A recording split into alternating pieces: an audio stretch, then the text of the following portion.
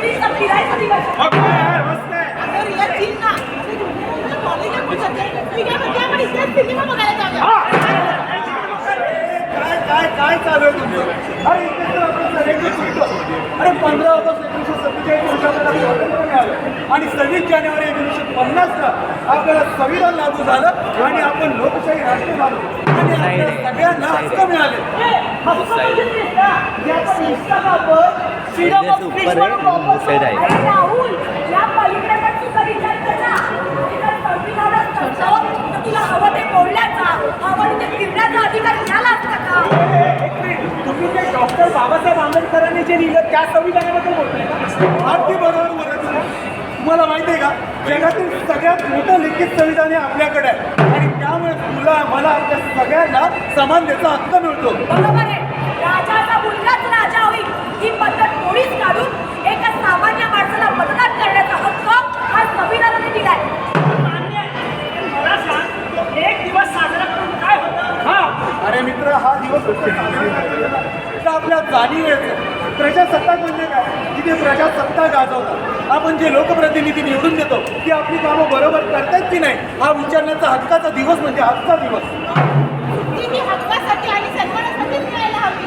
आपण काय करतो, व्हॉट्सअपवर स्टेटस ठेवतो तिरंग्याचा, डीपी ठेवतो तिरंग्याचा, पण रस्त्यावर पडलेला कापी झेंडा उचलत नाही. मित्रांनो, आजच्या दिवस नक्की सुट्टी घ्या, पण त्याआधी तिरंग्याला मानवंदना द्या. कारण आपण ज्या संविधानामुळे मुक्तपणे वावरतो त्याची आज सर्वजण वाचन करू.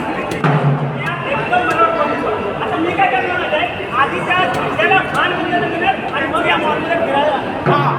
सिनेमा वेब सिरीज बघण्यापेक्षा खऱ्या अर्थाने आजच्या दिवशी आपण आपलं संविधान समजून घेतलं पाहिजे. वा वा वा, अरे हे झालं ना आता खऱ्या युवकांचं. कसं आहे म्हणजे 26 जानेवारी ही फक्त कॅलेंडरमधली लाल तारीख नाही, तर आजचा दिवस आहे तो आपल्या अस्तित्वाचा, आपल्या जाणीवेचा सण आहे. त्यामुळेच तर आपण बोलू शकतो आपले हक्क आपलं संविधान, आपले हक्क आपलं संविधान. पाहिलं याच्या आधी जर यांना विचारलं असतं संविधान म्हणजे काय, तर तिथे सगळे गप्प बसले असते. पण आता त्याला त्याची खरी जाणीव झालेली आहे. बरं, संविधान म्हणजे काय, तर काही लोकांच्या मते फक्त चाडजूड मंत्र. हा, काही लोकांच्या मते काय की कायद्याचं पुस्तक, पण संविधान म्हणजे काय आपल्या सगळ्यांना सन्मानाने जगण्याचा मंत्र आहे. हा अगदी बरोबर. अहो कल्पना करा अशा जगाची जिथे आपण काय बोलणार ते कोणीतरी दुसरा ठरवत असेल तर आपला धर्म कोणता आहे, आपला कोणता धर्म पाळायचा हे कोणीतरी दुसरा ठरवत असेल तर आपल्याला शिक्षणाचा अधिकारच नसेल तर अशा ठिकाणी आपल्याला दुर्बलल्यासारखं वाटेल की नाही. बरोबर, आणि हीच ती गुदमरलेली हवा बदलण्याचं काम संविधानाने केलं. डॉक्टर बाबासाहेब आंबेडकरांनी जेव्हा हे संविधान देशाला अर्पण केलं तेव्हा त्यांनी फक्त कायदा नाही दिला, तर त्यांनी एक आपल्या व्यक्तीला एक वेगळी ओळख दिली. आणि आपल्या संविधानातला आपला सगळ्यात मोठा हक्क कोणता माहिती आहे, समानता. म्हणजे आज मी इथे उभा आहे आणि एखादा श्रीमंत व्यक्ती सुद्धा इथे उभा असला तरी कायद्याच्या नजरेत आम्ही दोघेही समान आहोत. धर्म, जात, पंथ, लिंग या आधारावरून कोणीही माझा आवाज दाबू शकत नाही आणि हा अधिकार मला संविधानाने दिला आहे. बरोबर बोलला. अरे एका मताची किंमत काय असते, तर ती मतपेटी ठरवते की आपल्या देशाचा कारभार कोण करणार. ही आहे खरी लोकशाही. अगदी बरोबर. आज जे आपण मुक्तपणे फिरतोय, हसतोय, सोशल मीडियावर आपली मतं मारतोय, हा जो जगण्याचा आनंद आहे ना, त्या जगण्याच्या आनंदाचा विमा म्हणजे आपलं संविधान. आणि मंडळी, संविधानाने फक्त आपल्याला हक्क नाही दिले तर काही कर्तव्य दिले, म्हणजे राष्ट्रध्वजाचा मान राखायचा आहे, निसर्गाचं रक्षण करायचं आहे आणि सर्वात महत्त्वाचं या देशाची एकता टिकवण्याचं काम करायचं आहे.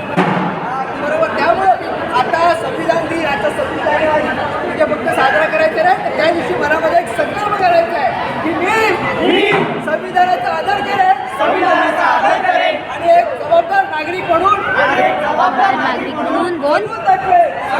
तेव्हाच आपण बोलू शकतो आपले हक्क आपलं संविधान. आपले हक्क.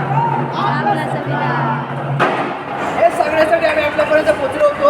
या सगळ्या गोष्टी आपल्या मनामध्ये असून ठेवा, पण हे केव्हा होईल जेव्हा आपण आपला विचार बदलू. कारण विचार बदलला की माणूस बदलतो, माणूस बदलला की समाज बदलतो आणि समाज बदलला की देश नक्कीच बदलेल. सगळ्यांनी आपल्या पत्राचं शांतपणे पाहिलं, ऐकलं, इथे आम्हाला कार्यक्रम करायची संधी दिली त्यामुळे तुम्हाला सगळ्या सुधार नागरिकांचे मनापासून धन्यवाद.